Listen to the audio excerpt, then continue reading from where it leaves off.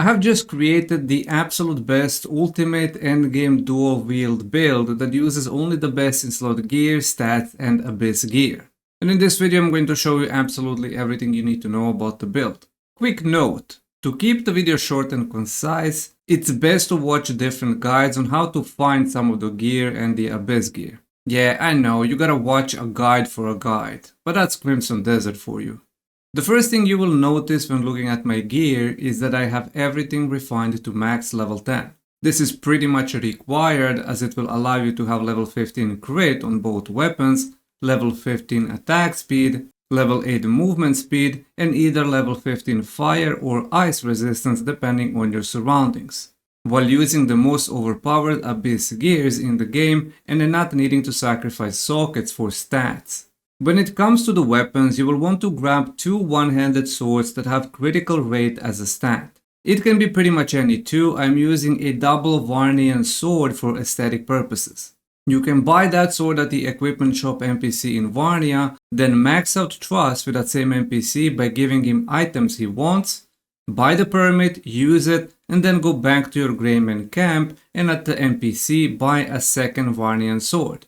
At 10 refinement, both swords will have a 30 attack and level 2 crit. In case you didn't know, when using dual wield, each one-handed sword has its own crit rate. You don't get the level 4 crit on both, you get level 2 on both.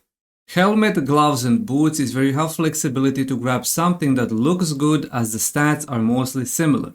I would recommend plate armor set for highest defense and daze immunity on helmet, but anything works as long as you can open sockets. I have a golden greed set mainly because I had all three pieces refined pretty high before I started making this build, so I worked around it.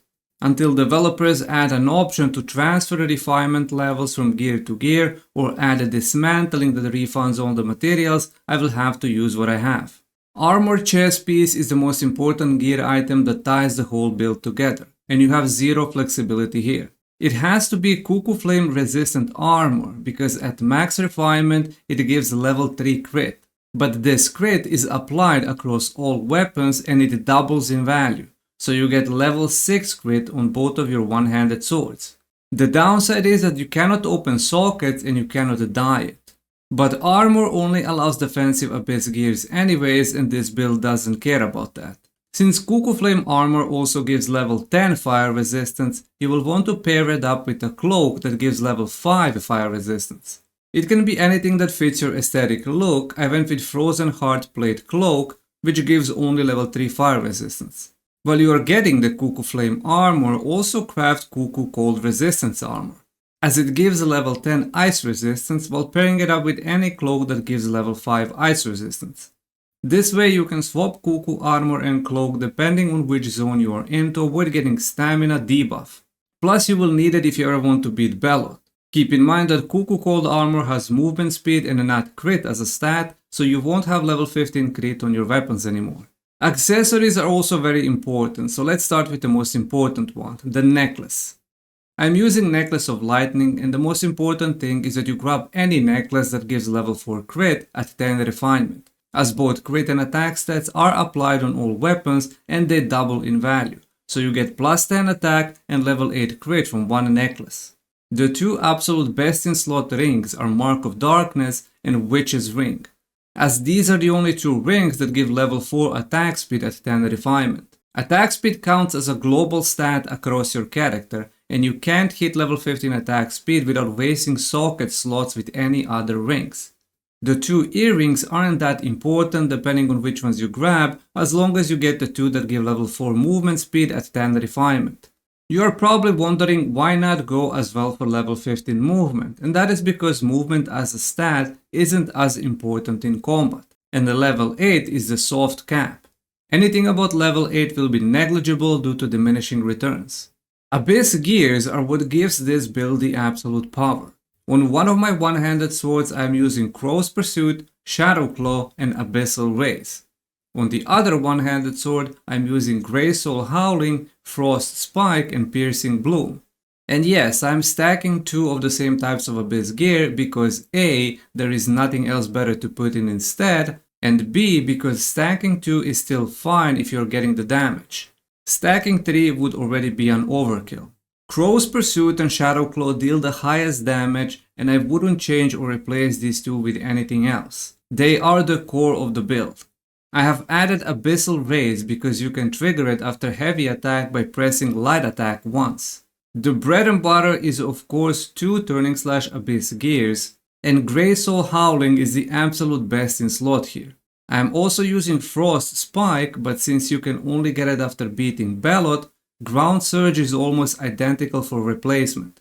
Piercing Bloom activates when using a fully charged stab. This used to be pretty strong as you were able to seamlessly transition from holding heavy attack into a fully charged stab without animation. But the developers have changed it, and now you need to either jump into full stab or press dodge button 2 times into full stab. But this consumes extra stamina from dodging. Some people have said you can still do the full stab after a light attack, but I have been trying for hours and I can't seem to hit the timing. So please let me know in the comments what I'm doing wrong. On the helmet I use 35% turning/damage, which is just self-explanatory. It is the absolute best Abyss gear for every build that uses turning/ as a main damage. On the gloves, I am using 2 times attack speed 3 because you cannot hit level 15 attack speed without these. And on boots I'm using Volcanic Eruption and another attack speed 3. With Volcanic Eruption I have swapped to Flame Elemental Imbue as it is simply the best out of all 4. While my previous build used Lightning, I came to the conclusion that while it looks visually the best, it wasn't performing the best. Flame Imbued Turning/ with the double Abyss gear and plus 35% damage increase will not just only melt low tier bosses, but with just one hit you can almost fully fill up their stagger bar. Skill build hasn't changed from my previous video, although I had to compromise with some utility skills due to large amounts of Abyss artifacts needed to refine every gear piece to 10. The most important ones are level 10 Stamina and level 8 Spirit. Spirit is used for massive elemental turning/damage, and Stamina is used for dodging, blocking, and performing small combos with heavy attacks and stab. You will want to max out Keen Senses so you can parry the bosses. Max out every skill in the bottom blue row as these are the skills we use. 1 point into Imbue Element to grab turning/, at least 5 points into health, and depending how many left you have, feel free to grab any utility skills you think will be useful for you. If you are not confident at parrying the boss attacks without focus and slow motion, I recommend maxing out focus as this will allow you to perfect parry from inside the focus slow motion. Based on the Abyss gear that this build uses, it's very obvious what the main damage dealing combo is. When we break down the build we only use 4 skills: light attack, heavy attack, stab, and turning/.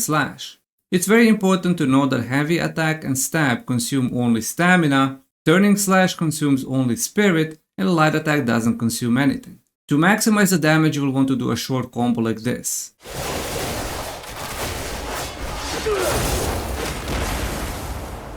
One heavy attack into one light attack, into one heavy attack, into double dodge roll forward, into stab, into imbued turning/. If it's too difficult to do a stab as you need to press a lot of buttons, you can start the combo with the stab and after the second heavy only do an imbued turning/. And it's that simple.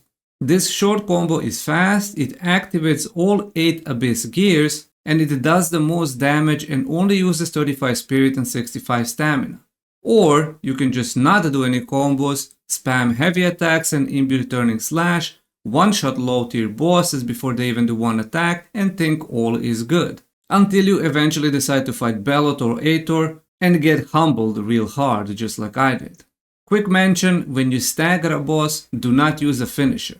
Instead keep holding heavy attack until you run out of stamina, and then when the tooltip for finisher disappears, then finish off with an elemental turning/ as you don't need stamina to cast it, and you won't be put into finisher animation. This build really pops off when you refine everything to level 10. So here are the best ways you can farm resources to refine your gear. Every time you see a street vendor or you are in a city, visit all the merchants and buy ores, hide, food, and all the other materials needed to refine. By the time you start refining, they will stack up.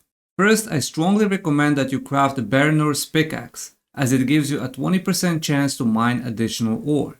I don't really recommend the drill. There is really no best place or rotation to farm ores. Instead, you can do what I did.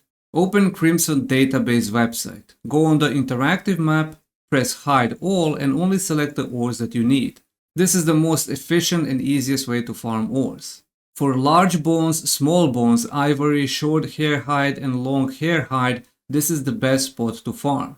Southeast of the Four Bearers Barrens. Right above this river is Abyss Nexus. Unlock it and north of it there is a spawn of 1 to 3 elephants.